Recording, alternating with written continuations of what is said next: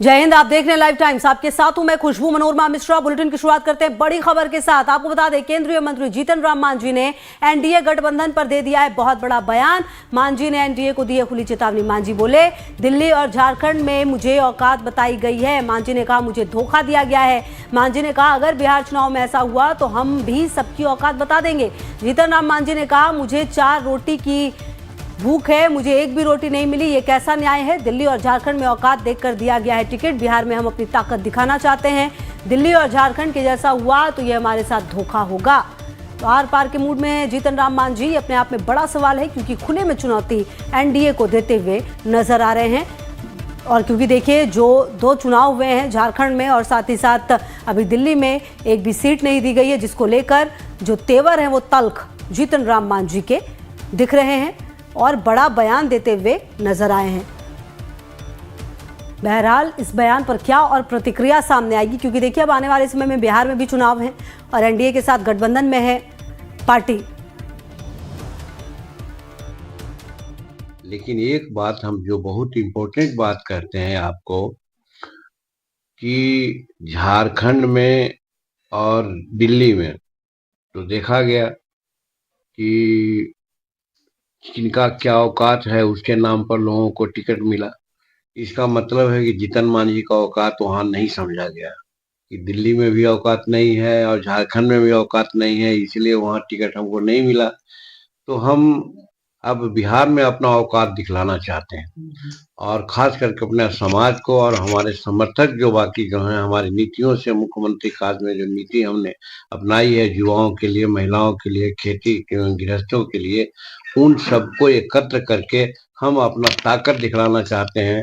और यहाँ कहना चाहते हैं कि झारखंड और दिल्ली में जिस प्रकार से आपने हमको धोखा दिया, वैसे धोखा यहाँ नहीं चलेगा। क्या सर एनडीए से आप नाराज हैं? सर नाराज नहीं है। घर में रोटी की मांग तो कर सकते हैं ना गार्जियन से। अगर हमको 4 रोटी की भूख है, हमको एक और रोटी नहीं दीजिएगा तो हम गार्जियन से मांगे नहीं। वही मांग मेरी है। दो जगह हमको नहीं दिया गया।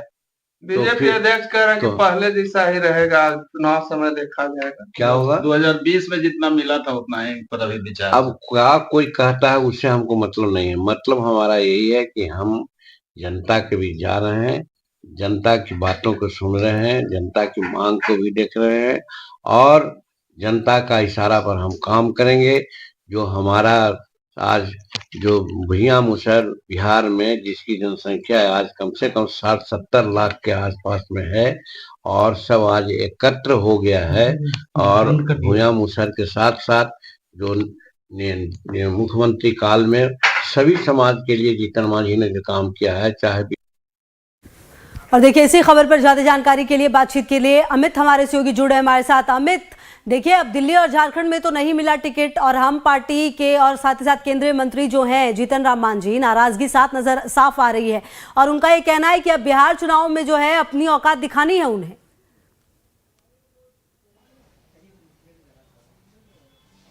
बिल्कुल खुशबू, और ये पहली बार है जीतन राम मांझी इस तरीके से उन्होंने तेवर अपने तल्ख किए हैं, क्योंकि अभी केंद्रीय मंत्री हैं, उनके बेटे बिहार में एनडीए की सरकार में भी मंत्री हैं। आप समझिए किस तरीके से तेवर वो दिखाना चाहते हैं एनडीए को, और साफ तौर पे कहा है कि औकात देखकर अगर टिकट बांटा गया है दिल्ली और झारखंड में, तो क्या उनकी औकात नहीं थी? तो बिहार में उनकी औकात है और वो औकात दिखा देंगे। तो यहाँ बात औकात दिखाने तक की हो गई है खुशबू।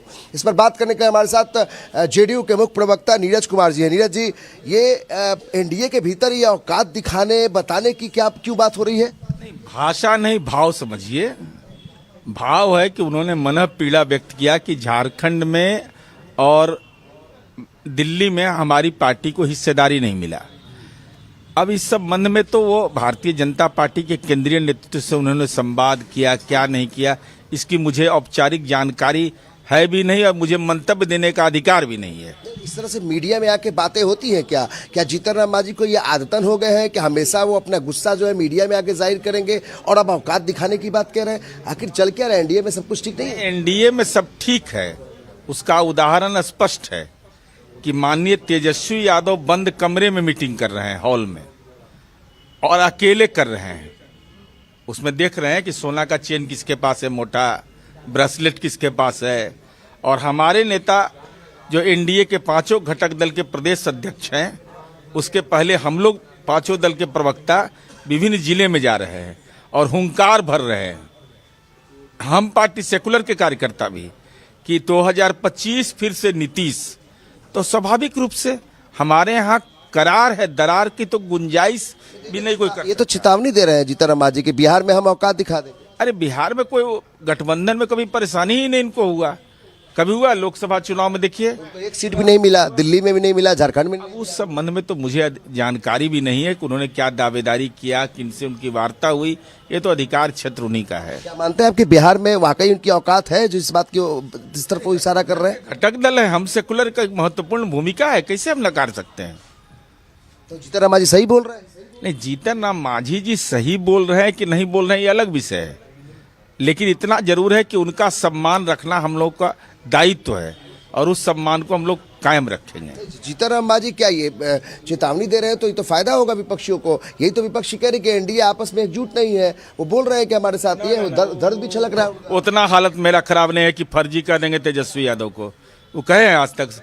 वो नरेंद्र मोदी जी का भी सम्मान करते हैं, नीतीश कुमार जी का भी करते हैं। अभी राहुल गांधी का दिया तेजस्वी यादव को कि फर्जी सर्वे हुआ, बताइए तो ऐसे ले रहे थे। इसमें तो नीतीश जी भी थे उस जातीय जनगणना में, नीतीश कुमार और तेजस्वी यादव। हम तो कहते हैं कि तमाम संवैधानिक अड़चनों के बावजूद राज्य को जो क्षेत्राधिकार था हमने देश के अंदर नजीर पेश कर दिया। अब राहुल गांधी कह रहे फर्जी, तो इसका मतलब तेजस्वी यादव फर्जी ज्ञान दे रहे थे, श्रेय ले रहे थे। अब बिहार के कांग्रेस के और गठबंधन के नेता जो है महागठबंधन के सब अज्ञानी है, इस सबको एकदम जानकारी कुछ नहीं है, चंडू खाना में सब राजनीतिक ज्ञान लिया है, आईना दिखा दिया। जीतन राम मांझी जो बोल रहे हैं उनको भी अज्ञानता है? नहीं, जीतन राम मांझी जी ने बार बार ये कहा कि आदरणीय नरेंद्र मोदी जी ने हमको सम्मान दिया, नीतीश कुमार जी ने हमको सम्मान दिया। सीटों के आवंटन के बारे में भविष्य की आशंका उन्होंने व्यक्त की है, तो इस संबंध में हम आश्वस्त कर रहे हैं कि पहले भी आपका सम्मान रहा है, भविष्य में भी आपका सम्मान रहेगा, सरकार में भी आपका सम्मान है। आपको मानते हैं कि जीतन राम मांझी को कम से कम इस प्लेटफॉर्म पर आकर नहीं कहना चाहिए? अभी थोड़ी जल्दीबाजी है, बिहार में चुनाव में काफी समय है और अभी वो कह रहे हैं कि हम औकात दिखा देंगे। यार अपनी पार्टी के कार्यकर्ता उनके रहते हैं, लेकिन पार्टी कार्यकर्ता उन्हीं के निर्देश पर न जगह जगह भाग भी ले रहे हैं और ये हुंकार भर रहे हैं कि 2025 फिर से नीतीश। इसलिए इसको दोनों परस्पर रूप को देखना जरूरी है।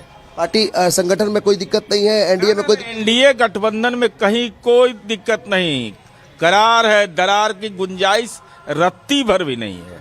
तो देखिए खुशबू, ये जेडीयू के मुख्य प्रवक्ता नीरज कुमार जी हैं और ये कह रहे हैं कि करार जो है उसमें दरार कहीं भी नहीं है, लेकिन जिस तरीके से आंखें तरेड़ रहे हैं जीतन राम मांझी, साफ तौर पे लगता है कि जैसे जैसे चुनाव के दिन नज़दीक आते जाएंगे जीतन राम मांझी दबाव बनाते रहेंगे। और जीतन राम मांझी इसके लिए जाने भी जाते हैं, क्योंकि जब भी वो इस तरह के मौके आते हैं जीतन राम मांझी पहले से ही अंदेशा वो बता देते हैं और अपनी जो मौजूदगी है वो भी दर्ज करा देते हैं। समझिए केंद्रीय मंत्री हैं, बिहार सरकार में उनके बेटे एनडीए में नीतीश कुमार के मंत्रिमंडल में मंत्री हैं, और इस समय में अगर इस तरह की बात करते हैं, भले ही जेडीयू इसे हल्के में ले रही है, लेकिन अंदर खाने में इसको लेकर काफी चहलकदमी बढ़ गई है और विपक्ष को एक बैठे बिठाए मौका मिल गया है कि एनडीए में किस तरह की एकजुटता है, जब इतना बड़ा एक कद्दावर मंत्री जो केंद्रीय में मंत्री है वो इस तरीके से चेतावनी दे रहा है। खुशबू, बिल्कुल अमित, ये बात आप सही कह रहे हैं कि केंद्रीय मंत्री हैं और जिस तरह का दबदबा लगातार उन्होंने रखा हुआ है, ऐसे में ये बात कहना कहीं ना कहीं अलग तरह की राजनीति जो है वो उनकी